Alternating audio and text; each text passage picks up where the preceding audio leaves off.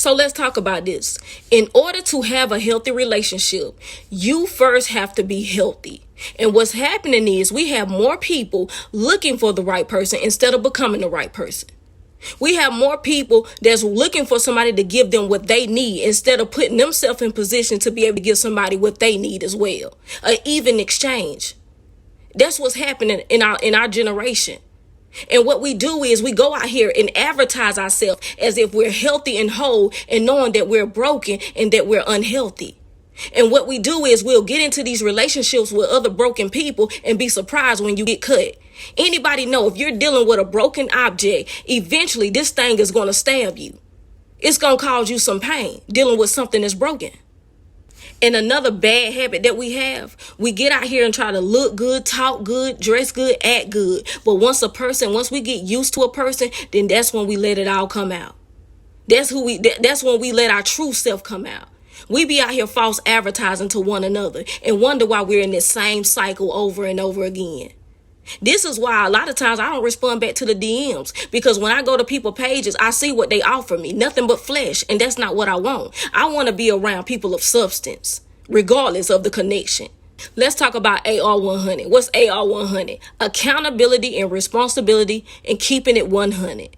So when I was in my early 20s, in my mid 20s, what I used to do is, and when I knew that I was not emotionally available, I didn't tell people. And so what I do is I'll talk to them knowing that I was not in a place to be committed to anybody. Then I used to get aggravated because they were pursuing me. Until eventually I'll come into a place of maturity where I had to check myself and say, they're not wrong for pursuing me. Because if a person has interest in you, that's what they're supposed to do. But I was wrong for not communicating. See, unhealthy people, they don't give you a choice. Healthy people do. Remember that. See, what unhealthy people do is they'll string you along because a lot of times they be trying to fill voids. You see what I'm saying? That's when you got to check yourself. A lot of times you're going to have to go into isolation to figure out these things about yourself and to go through that healing. It's not something you get to do with people.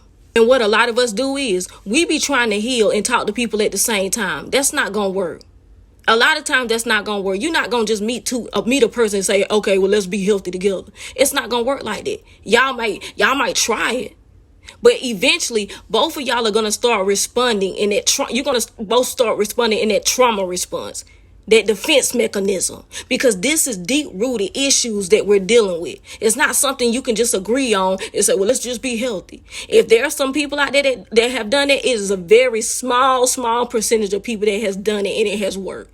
A lot of times when you're going through this healing and going through a place of maturity, you are by yourself with you and God.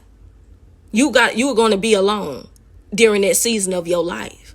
And a lot of people don't want to be by themselves. They still want to talk to people while they're going through isolation, and it's not going to work. You're going to hurt good people.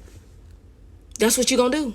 Listen, the best advice I can give you is when you know you're somebody that's dealing with trauma, you have insecurities, you self-sabotage, which is one of the worst. Because when you meet people, good people in your life, you may sabotage those connections. Matter of fact, you are going to.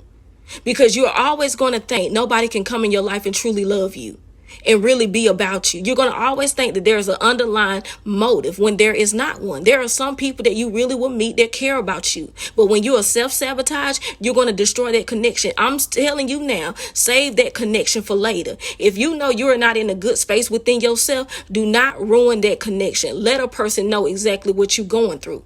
You have to let a person know what you can and can't offer them. Don't string them along and lead them on. You see what I'm saying? Because what we do is we continue to destroy great relationships. You see what I'm saying? We destroy those great connections because we are not healthy within ourselves. There is nothing you can offer somebody. And that's why I say we have a bad habit of keep getting on this internet advertising ourselves to one another when we know we ain't about that life yet. We want great connections, but we're not able to handle them yet. We're not in a good space. And my thing is this, I want you to think about it. When you're praying and asking God to send you somebody who's good for you, he's going to send the best. And you don't want to sabotage the best, whether it's friendships or romantic. And another thing is we got to get out our mind that your partner is going to be somebody who always say the right things. That's not real. Y'all are going to have disagreements. And this is a fact about me. I know if I get into a relationship right now, someone will get the very best version of me. But even though you're getting the best version of me, we're still going to have disagreements. That don't mean we're not good for each other. That just means every single thing we're not going to think alike. And we literally have grown people out here who still thinking that their person is somebody that you're always going to be at peace with, get along with, this and that with. Your situation is not going to be that way. Somebody else may be, but your life, you and your partner may not be.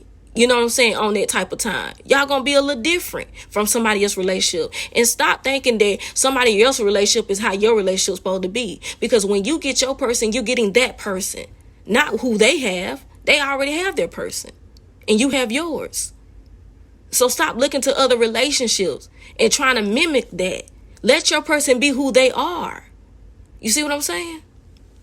So I had to take myself off the market, because I knew I was not ready. That was accountability and responsibility. And a lot of you guys need to take yourself off the market. I understand that you don't want to be by yourself. You want a little text buddy. But the least you can do is tell somebody exactly where you are within yourself. And don't lead them on. You know what I'm saying? Because people will do that because they have an empty void. They just want some company. They want somebody there. They want to wake up to a message. They want to wake up to a call. They want somebody to go along with them until they figure out what they want. And that's not right. You're going to hurt people, you know what I'm saying, in the process of doing it. AR 100 now. Somebody say it. AR 100. Accountability and responsibility, keeping it 100.